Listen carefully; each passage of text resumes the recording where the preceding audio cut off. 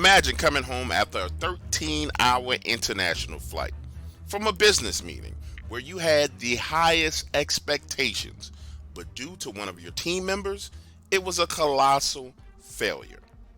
If that's not bad enough, your boss, who's an anal retentive, is holding your feet to the fire and placing the blame for the bad turnout of this meeting squarely on your shoulders. Oh, and I can't forget this. While you're there, your girlfriend tells you that she wants to see other people. Those were the circumstances surrounding my return to the United States, and all I wanted to do was just get home, sit on the sofa, turn on the TV, and drink a beer. However, after a 2-hour commute in Atlanta traffic, I arrive at my house only to notice that something is terribly wrong. See, my house was built in a brand new subdivision, surrounded by woods. It sits on 3.5 acres of land, and the first thing I notice is my wooden fence is leaning. Hopping out of the car and walking around to that side, nope, it's not just leaning, it's broken. Okay, going into the fence where my 3 dogs should be, there is blood everywhere. Looks like a crime scene. Blood splatter all on the fence. My above ground pool is full of blood and fur, but I don't see any of my dogs anywhere. The wooden steps leading up to my little deck, which is next to the pool, are cracked and splintered. So now, I'm standing there looking at all this, including the blood splatter all on the side of my house, thinking, now this is some going into the house, everything is fine. So I head up the street to my neighbor's house. Understand, this is my neighbor who I had paid $200 to feed and make sure my dogs had water and were okay while I was gone. And pause here in the story. I want you to remember, I'm fresh off the plane, tired, already in a bad mood. I'm trying to hold it all together. I knock on her door. He opens up and I'm like, so, did you see anything crazy going down at my house? Because my dogs are gone, the fence is down, and there's blood everywhere. Now get this. He replies to me saying, yes, I know what happened. A werewolf did it. Now remember, I already told you I was tired and moody. I wasn't in the mood for no foolishness. So I'm like, come on, dude. Really? What's going on? What happened to my dogs? That's when he says it again. A werewolf did it, and closes the front door. Then I go to my other neighbor. Understand, there's only 3 houses completely developed in this subdivision. I knock on her door. She looks at me through the window and doesn't even open the freaking door. So I go home, call the police. They come out, look around, and tell me it looks like a wild animal attacked my dog. Nope, man. But what kind of wild animal knocks down the fence and leaves a murder scene like this? I'm telling you, my backyard literally looked like something from the movie Silent Hill. The police officer says he's not sure what could have done it, but he suspects that it probably was a bear. Takes a report and tells me to be careful, then leaves. So now, after flying all freaking night long, I'm outside trying to clean this mess. Nothing could be done about the fence. I go ahead and pull the plug on the pool, draining the water, take a bucket, add bleach, water, and soap, and scrub the blood, which is now drying off on the side of my house and my windows. Spray everything down because flies are now starting to swarm, and that's when I find the ear to one of my Labrador retrievers. Listen to me when I tell you, at this point in time, I'm just tired and pissed off. So I head inside, take off my clothes, and get into the bed, light a joint, and doze off to sleep. The next morning, I had to work and get handed to me by my boss. And when I tell you, emotionally, I'm distraught and just freaking over everything. Like, I'm over everything. So I head home early, take a Xanax, and sit there on the sofa, contemplating my life, watching Netflix, eating comfort food until night falls. Get this, I head up to my bedroom, circling around the bed, glance out of the window, only to see what looks like these eyes looking at my house from the woods.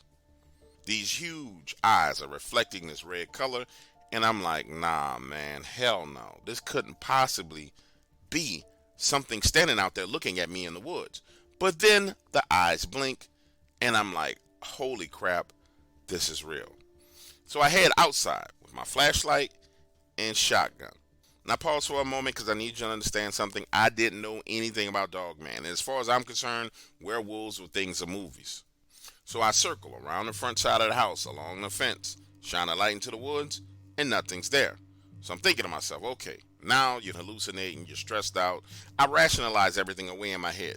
The only thing I could think of is maybe, just maybe, like he said, it's a bear out there. We definitely have black bears in Georgia, so I write it off, go inside, head to bed, trying to put my mind to rest so I can get back to work. However, the next night I realized something absolutely terrible was out there in the woods, way worse than any bear. And my neighbor, who I asked to watch my dog, was the problem. Because about 9 p.m. that night, I hear shooting. Not like handgun shooting, but rifle shooting. I grab my shotgun, head out of the front door, into my front yard, and realize that the shooting is coming from his house. And understand, like I've explained to you before, it's only the 3 houses back there. So now I'm heading over to his house, knocking on his front door. His wife comes to the door, hair all over the place, robe on. The woman looked like she just dodged the 18-wheeler on the freeway. Her eyes are wide open, and she's like, "It's back, it's back." She literally pulls me into the house, pushing me through the living room, into the kitchen, through the back door, which leads to their raised patio. And there he was on the edge of the patio, shining a light and shooting into the trees. Now looking into those trees, there's what I would describe as a wolf man jumping down from the tree. And that's when my neighbor lays it all on me, saying, "That's what killed them dogs." He puts down his rifle, picks up 2 freaking grenades, pulls the pin on one, chucks it into the woods, pulls the pin on the other one. I'm like, holy, I'm expecting an explosion flying all over the place. Instead, it's this loud, deafening bang sound. And while my ears were still ringing from the first bang, I hear another one. Hands over my ears, he's now pulling me back into the house. I can't hear what he's saying. I'm confused. His wife is standing there trembling. I'm reading his lips as he's mouthing, "It won't be back for a while." Listen to me when I tell you, it took damn near a solid hour before I could even hear right. And that's when this man tells me the truth. That creature showed up and he started shooting at it. And he decided to take my 3 dogs out into the woods with him looking for it, but he couldn't find it. Early that morning, he heard it at my house slaughtering and killing my dog. So he went up the road to scare it off, but by the time he got there, the damage was already done. His wife chimes into the conversation saying, "Why in the hell did you shoot at it in the first place? I told you not to shoot." According to her, she was the one who was in the kitchen and saw it walking on the backside of their fence. Its shoulders were above their 8-foot wooden fence. She tells him, "Anything that's big, you need to leave it alone unless it messes with you." Now, the 2 of them are arguing. He's saying it's my job to defend the house. She's screaming, and it dawns on me. Hold on. You got my dogs killed, got my fence broken, caused all these problems because you think you some kind of werewolf hunter. So I tell them, "Listen, we're going to have to do something about this. I'm calling the police." That's when they tell me they had already called the police. So I tell them, "Let's call animal control." So we call the hotline. A guy answers, and I tell him the truth, straight up. My neighbor and I just finished shooting at a walking wolf. And the man on the phone goes silent. I mean silent long enough for me to have to say, "Hello, are you still there?" Then the man says, "Yes, sir, I'm here. What's your address?" I tell him the address, and then I ask him, "Hey, man, what should we do?" He says, "Did you hit it?" I'm like, "I don't know, but what I do know is it was big. It was so big, I don't think you could really miss it." That's when this man tells us the best advice he could give us is to stay in the house and lock the doors and don't leave the house until morning. Quite logically, my question to him is like, okay, so is somebody coming or what's going on? That's when he tells me someone will be there as soon as possible. Well, as soon as possible turns out to be the next morning at 7 a.m. because there's a knock at the door. Keep in mind, I have not been back up the street to my house. I spent the night in their house. This man, not dressed in any ranger outfit, no police uniform, nothing like that, knocks on the door and says, "You called about a wild animal." And I tell him, "Listen, this ain't no wild animal. This is a wolf that walks around jumps from tree to tree and lands on the ground and killed my dogs. That's when he asks us to escort him to the area. So we walk him around the house to the backside of the fence and into the woods. And this man tells us to go back inside while he takes a look. Listen, the dude walked back there in the woods for like 30 minutes, comes back to the front side of the house, gets his cell phone out of his car and makes a call, and then leaves. No closure, no goodbye, no I found something, didn't tell us, just leaves. Now get this, after he's gone, we all realize that we asked him his name and he never even responded. He just straight blew past the question. So we didn't even know this man's name. Now, I'm over all this, so I go home, get dressed, go to work late. When I come back home that evening, the road that leads to my house is blocked. There's a guy standing there and he tells me that I can't go home, that a hotel has been arranged for me. I'm like, nah, Dad, I'm going home, my man. Like, I don't know what's going on, but I need to go home. That's when he pulls out a Homeland Security badge, flashes his gun, and says, listen, take this card, call this number, go to the hotel.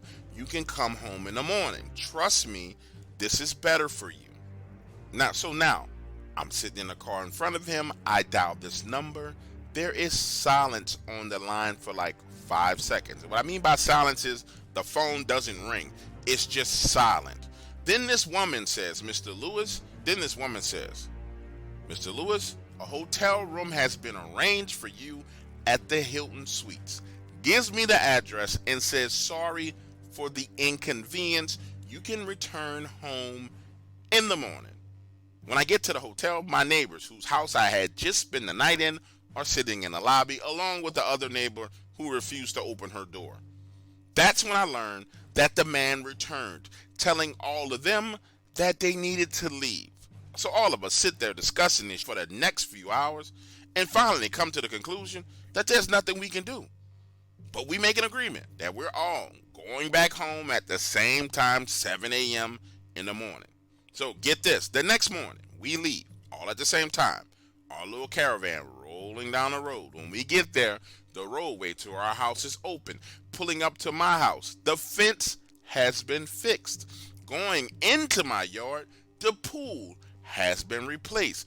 There is even new sod down in my backyard. And get this, my house has been pressure washed. Now, walking up the street to my neighbor's house, the trees on the backside of his property have been cut and cleared. And get this, after that one night, there was nothing. Not a sound. It was almost like every creature, animal in the woods around that subdivision was freaking gone. Listen, my neighbors and I have discussed this extensively. We really have. And we all have come to the same conclusion, that whatever that thing was, dogman, werewolf, whatever you want to call it, I don't care. Whatever it was, it belonged to the government. And they came and they got it. And that's why they repaired my house. That's why they cleared the trees. That's why they did everything that they did, was because it was theirs.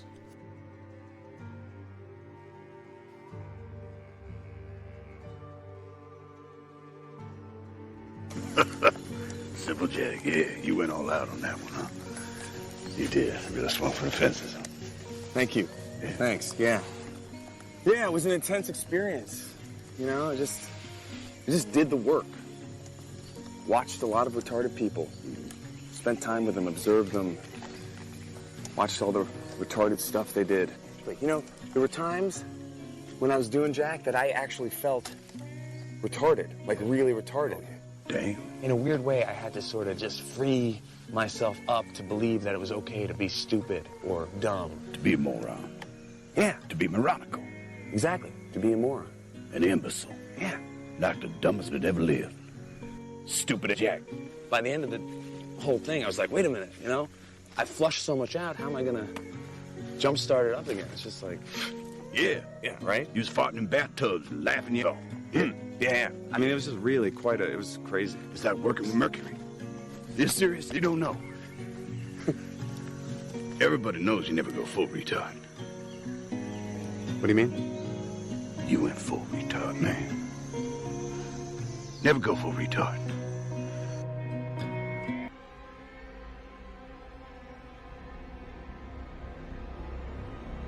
My journey down the path to Dogman discovery started with listening to interviews.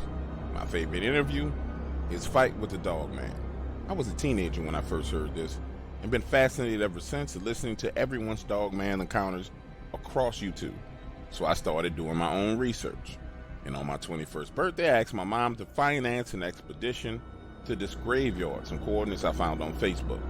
We sat down and talked about my obsession. My mother, who's a veterinarian, said that these creatures couldn't possibly exist. But nonetheless, she sponsored my trip. Now listen, this was my plan. I wanted to get footage, start my own YouTube channel, and get my mom to review and comment on the footage as a veterinarian. Hell, I thought it was a neat idea.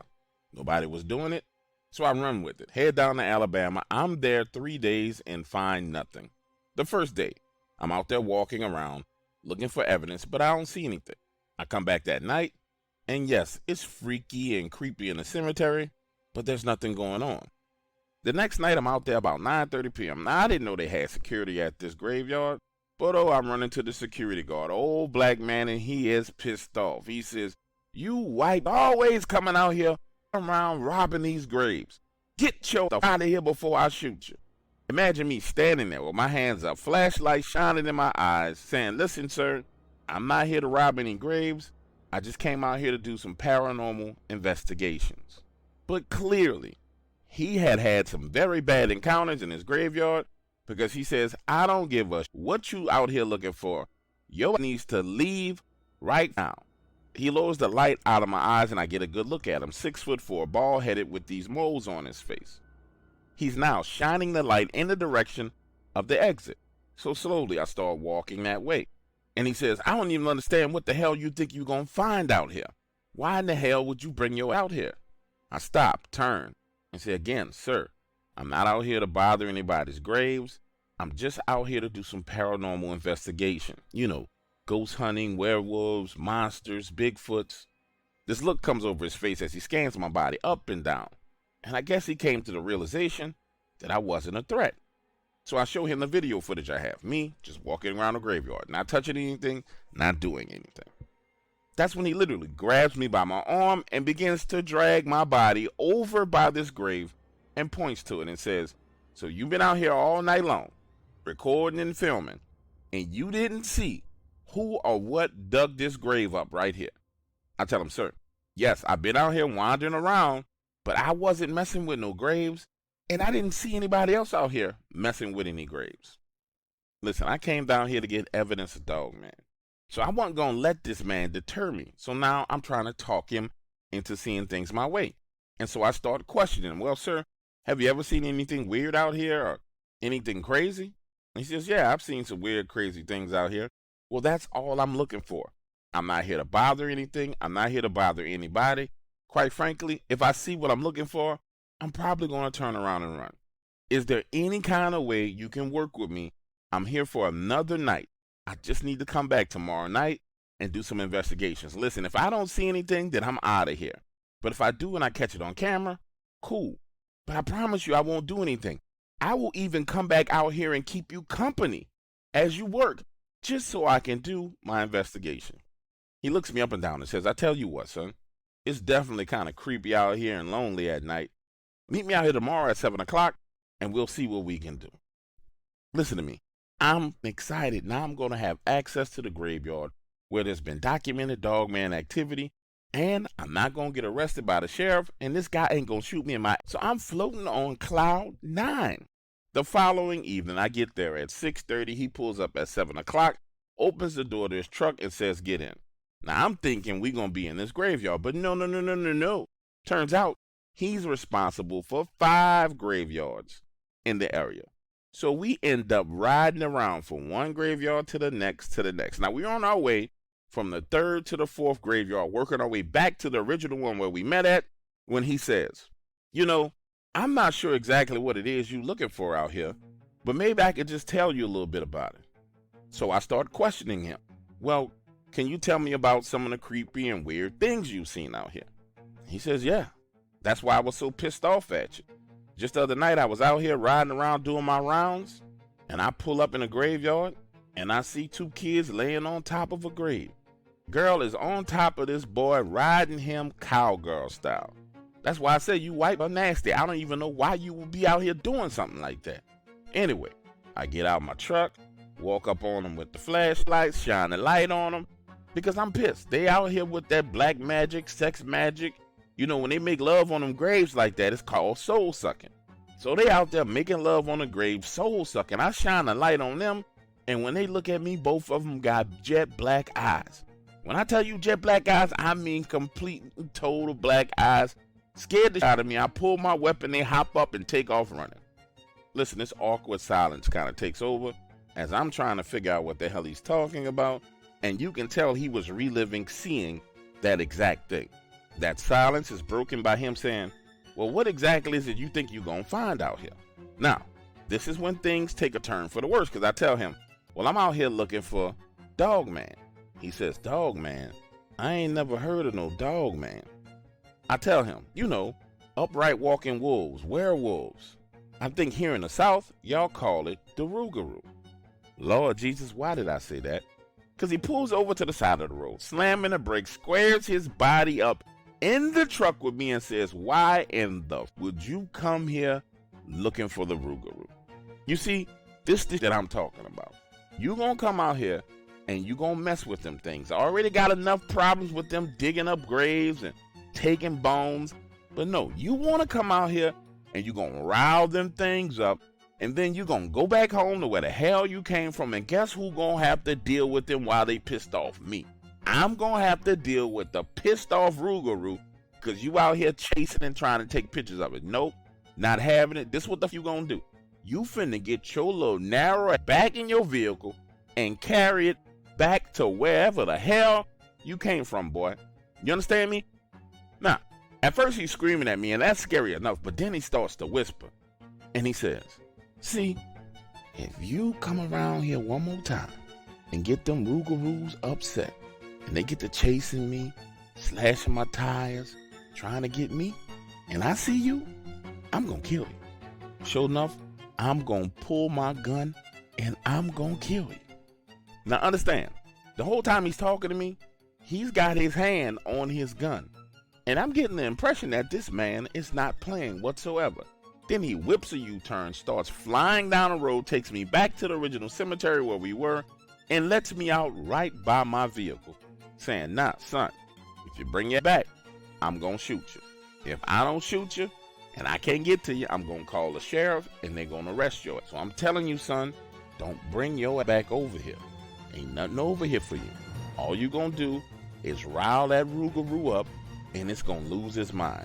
And you not prepared for what's gonna happen when that rougarou loses his mind. So what I want you to do is get the hell on. I want you to get the hell on right now. Listen to me when I tell you this. I didn't have a choice but to leave. Looking in this man's eyes, he was clearly capable of following through with his threat and shooting me, and I think he wanted to do it right then and there. So I got back in my vehicle, and I drove home. Didn't get one shred of evidence of a Dogman whatsoever. But I did learn a lesson. It's a little bit more complicated than just going to a spot looking for Dogman. There's these other variables involved in the equation. Like him.